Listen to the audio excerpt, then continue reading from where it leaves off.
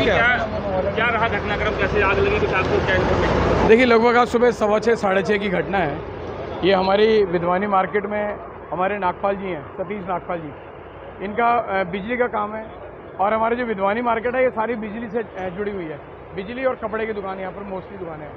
बहुत सेंसिटिव दुकानें भी हमारे, क्योंकि इस समय आपने देखा होगा कि बिजली के, क्योंकि हमारा सीजन है, हम लोग दीपावली पर, दशहरे पर, हम तो रक्षाबंधन से शुरू कर देते हैं अपना स्टॉक करना। और इन दिनों तो आप देखते हो कि हमारे जो दुकानदार हैं वो कई गुना काम करता है हम लोग को। अब जिसकी क्षमता 50 लाख रुपए की भी होती है वो भी 2-2, 4-4, 5-5 करोड़ का माल लाके बेचता है, तो इतनी बड़ी क्षमता होती है।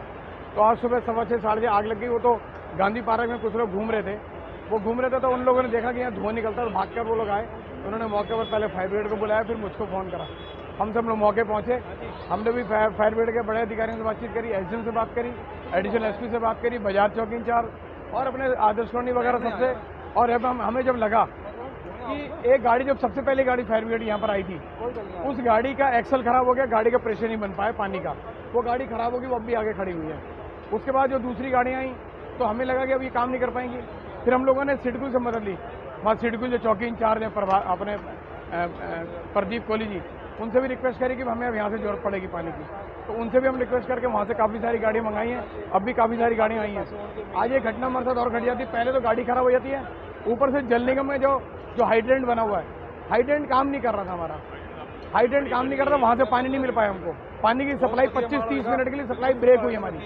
जब सप्लाई ब्रेक होने से आगे फायर का काम नहीं हो पाया, फायर ब्रिगेड के जो अधिकारी थे वो यहाँ खड़े रह गए।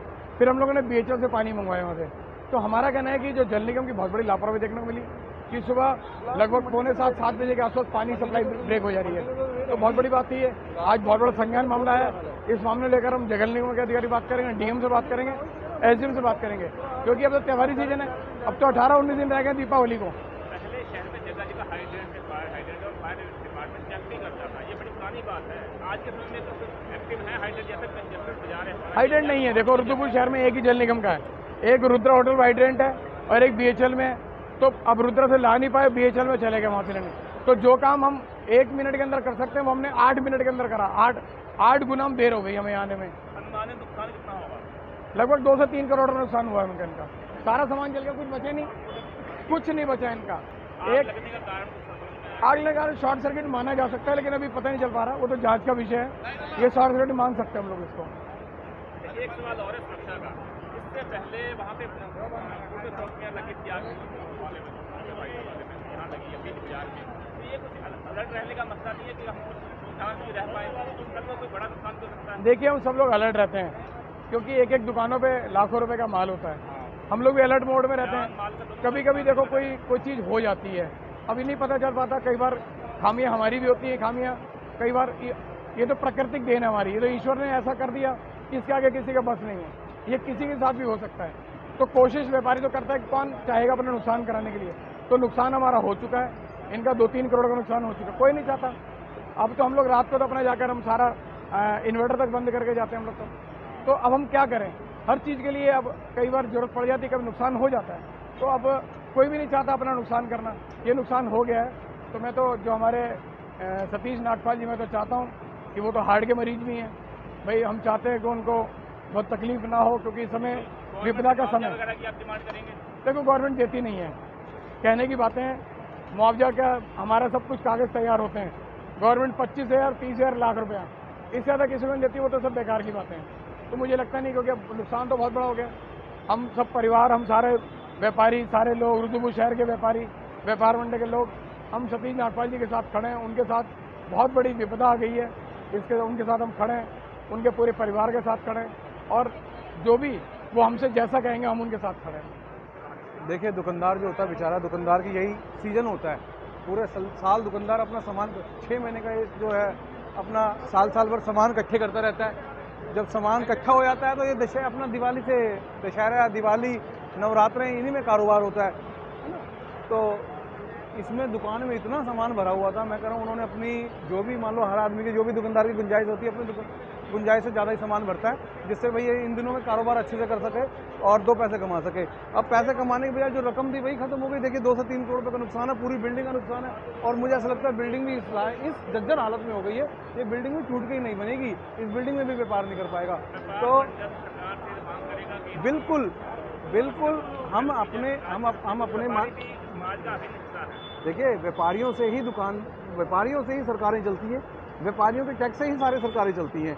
तो हम अपनी सरकार से, हमारे अपने क्षेत्रीय माननीय विधायक श्री से, माननीय हमारे मुख्यमंत्री पुष्कर सिंह धामी से, हम दोनों से चर्चा करने की कोशिश करेंगे हमारे क्षेत्रीय विधायक जी की अध्यक्षता में, और हमारे दुकानदार को मुआवजे की मांग बिल्कुल करेंगे। और मुझे हमें आश्वासन भी है और हमें उम्मीद भी पड़ी है कि हमारे को कुछ ना कुछ मुआवजा भी मिलना चाहिए और मिलेगा।